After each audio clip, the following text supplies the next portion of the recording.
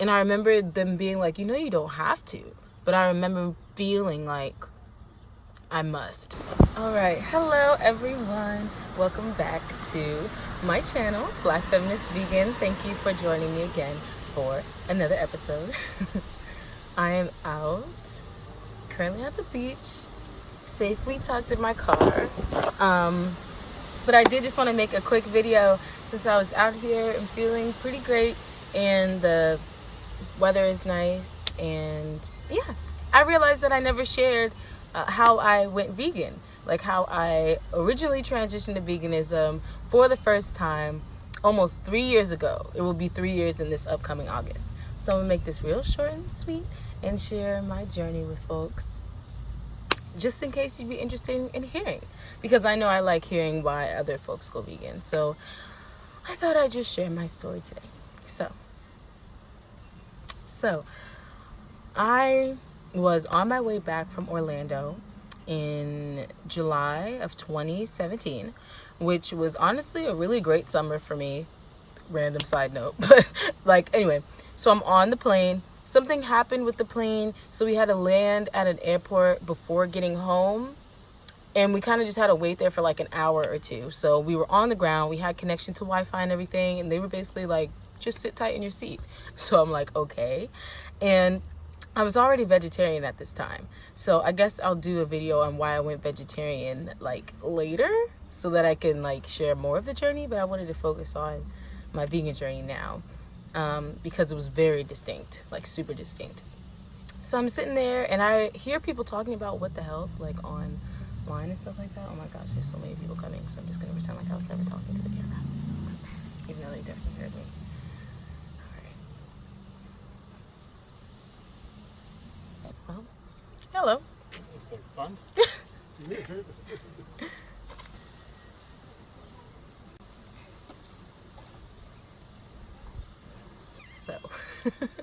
So I heard about What the Health.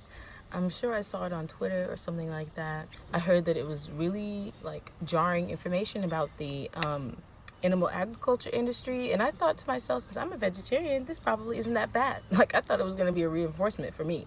So I'm thinking like, What the Health? Okay, like, let's watch it. I think I was actually talking to somebody on the plane. He heard about the documentary and he's like, I don't really have to worry about that. I give my daughter like Tyson chicken nuggets. And the ironic thing was that I'm sitting there like, I'm a vegetarian, right? And I'm sitting there listening to him talk about the Tyson nuggets, like low-key judging him, but keeping it to myself, because I thought I had some type of upper hand as a vegetarian before watching What the Health. So I watched What the Health. I'm sitting there on the plane, and at first I'm watching like, okay, I'm hip to this. But then they started talking about the dairy industry, and the feeling that I had was really just that I felt that I felt that I had made a choice to exclude meat from my diet, but I wasn't truly questioning where my food was coming from. I wasn't questioning the practices that happened. Like, I wasn't questioning what occurred within the dairy industry. And I really had no intention to withhold my participation from the dairy industry, from other exploitative industries. And so I think really the feeling I remember having was that I thought that I was very informed with my food choices. I thought that I was making among the most ethical choices that I could make. And that documentary showed me that that was not true. And that a lot of the comfort that I had as a vegetarian was honestly very false. In that, sure, it's a part of the journey, but watching this had me realize that ethically and even health-wise, this isn't the end of the journey. So I was still looking at it from really like a health perspective. So basically, I wonder why people walk so close to the goddamn car. Why? This be my energy. It's bringing people close. I noticed that because the way that he phrases it in What the Health, I don't think he ever he doesn't make as many statements compared to the amount of questions that he asks. And the questions I'd be like, what the fuck? Like, he's like, why wouldn't this? Why wouldn't that? What does this mean? Why da da da? Like, and so I was still looking at it from a health perspective by the time I ended that movie, because I was still sitting there in the seat. And mind you, we still hadn't taken off because we were just sitting there at that first airport. And I'm thinking to myself, I'm going to give myself a month to go totally vegan, you know? And this is July 31st. So, or maybe July 30th. So I was like on August 31st, I am going to eliminate all dairy products, all eggs, and just transition to like a totally vegan diet. And in that time period, I gave myself a month to watch all these videos, read all these books, read all these pamphlets, and connect with all these resources. Like, I binge watch YouTube, basically. Like, I was on YouTube every hour, every day, watching recipe videos, why I went vegan, why I'm no longer vegan, how to go vegan while black, how to go vegan when you're traveling, how to eat vegan in Singapore, how to eat vegan in Colorado. All these different things, and it was mostly around food, because I think shortly after watching What the Health, I had gone home and I was like in this rabbit hole of like, which a lot of vegans experience, like this rabbit hole of videos and just hearing things, and I was just like my mind was blown. Especially, I can't emphasize this enough, like especially as a vegetarian, I was like, damn. So because I really did feel like I was doing the most that I could. So I really went hard on the dairy thing, because I really didn't need much convincing when it came to meat. But I really went hard on the dairy industry, and I watched, I think it was Earthlings. Yeah, like Earthlings definitely got to me. And a lot of vegans will share, like, it's a very violent, very hard movie to watch.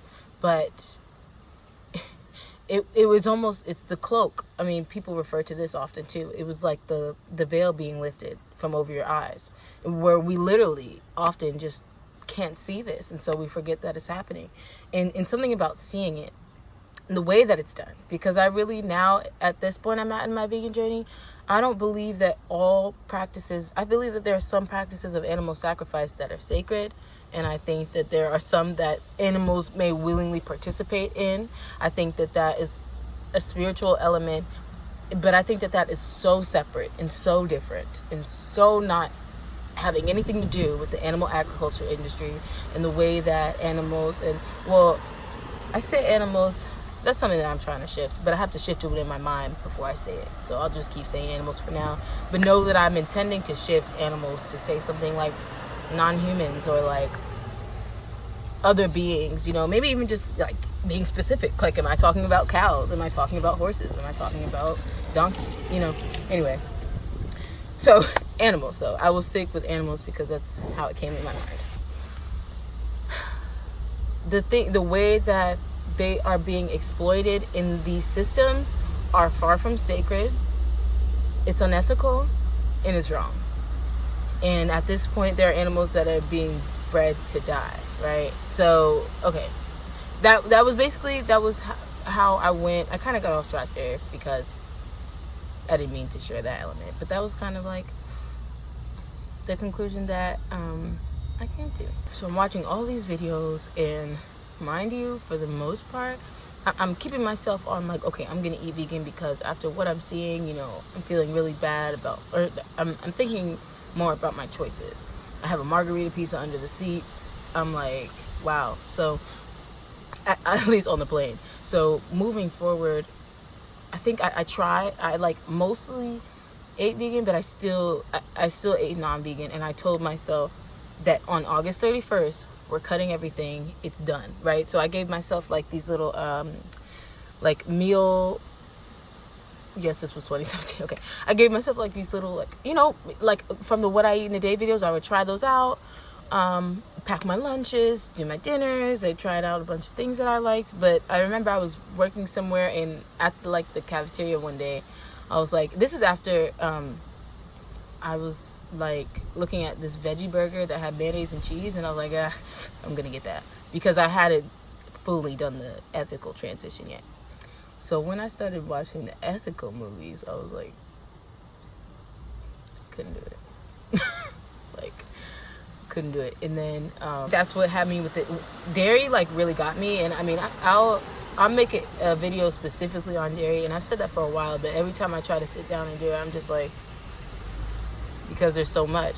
But particularly it's the exploitation of like motherhood and exploitation of the womb space, and the severing of a relationship between a baby and the mother, and just things like that. Once I really learned that, that's when, like right now,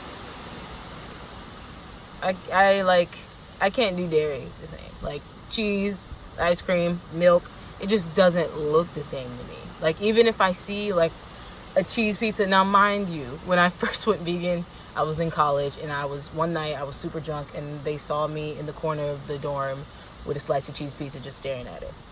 I really want it. They were like, no, Star, you're gonna regret it. Like, think about it, you're gonna regret it. And I had some really good friends because they were like, no, don't do it. Look, I'll eat it right in front of you. They ate it.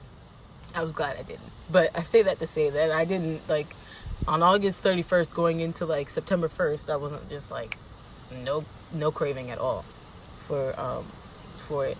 It took some time, but it was more like the mindset of like, now I knew when I was eating it I would be wrong, you know. Before it was like the mindless thing. Actually, on August 30th 2017, I remember I went to an ice cream shop with two of my really great friends, and I remember telling them like, guys, this is the last day I'll be able to eat dairy. And I remember the feeling. It was the feeling of like they and the way I was saying it, it was like a bittersweet feeling. It was like I was really glad I was doing it. Of course I would miss it. I was a little nervous, would I be able to follow through? And I remember them being like, you know, you don't have to. But I remember feeling like I must. Like I can. I'm nervous, but it's time. And I can do it. I'm learned. Like, I read all these things. I'm prepared. I know I'm on Pickup Limes. I'm on Caitlin Shoemaker. I'm on Sweet Potato Soul. I'm on Veggie Rose. I know all the little fast food hacks. I know all the little junk food hacks. I got my I got my Thanksgiving dinner plan, because at the time I still called it that and celebrated that. And to be honest, I think I still do now. But yeah, familial perspective on that day. Anyhow, I had my Thanksgiving meal planned, and it was September. So I was like, I got this. But I remember I ate that ice cream and I was going to miss it. And I almost thought, I was like, I'm going to go get another scoop.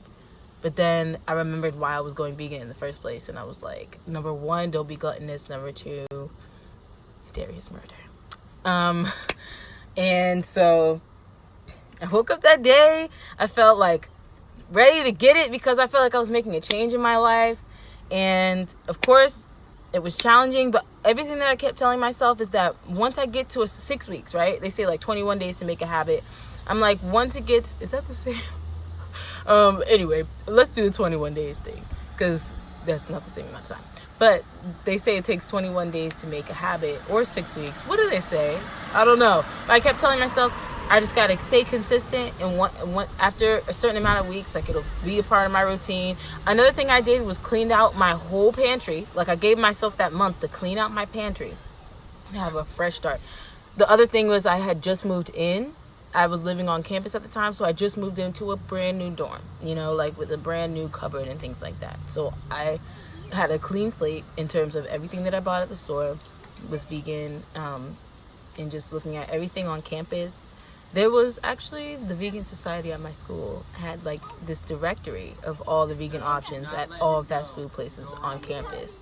So I had that in my pocket as well, and I was just ready to make a change. And I was ready to be confident in this change. So I just knew that consistency was the key. Just had to keep doing it every single day. Do not give up. Do not give in. That pizza, I really almost gave in. And I think that was only like a week or two into me being vegan. But the thing is, though, I wanted to, but I knew with the proper support I wouldn't. And they like reinforced it. But yeah, I think that's where I'll end this video. And then I have so many other videos to make about my journey, and maybe even that first couple of weeks, how I started Black Feminist Vegan, because I really only started it 2 months later. because once I really started getting into it and I really started being rooted in the ethical arguments, I started having some question marks about how they were being addressed, and I felt like I want to put my little, you know, I wanted to be a voice in the movement. Basically, that's why I started Black Feminist Vegan. So yeah, that is how I went vegan. Essentially, it's pretty short and sweet. I can add more details, more specific tips, of course, but that is essentially how I did it, how I got started, and I just had to stay consistent for a certain amount of weeks. Now it has been almost 3 years, and it's really the best decision I ever made, in the sense of, like, I definitely have been becoming more aligned with my purpose, and I know that it was a great decision for my body and also for my my ethical stance and the way that I want to live my life, because that was just the food portion. I didn't even speak about, like, how you know, going on to later not patronize zoos or not buy certain shoes or handbags and stuff like that. So yes, thank you so much for listening today, and I hope you have a beautiful day wherever you are. I'm just here by the boardwalk. Of course, the boardwalk is closed at the moment, but I'm still hanging out in the back of my hatchback, because, to be honest with you, life is what you make it, and I wanted to go to the beach today. So that's what I did. All right, y'all. Peace. Take care of yourselves.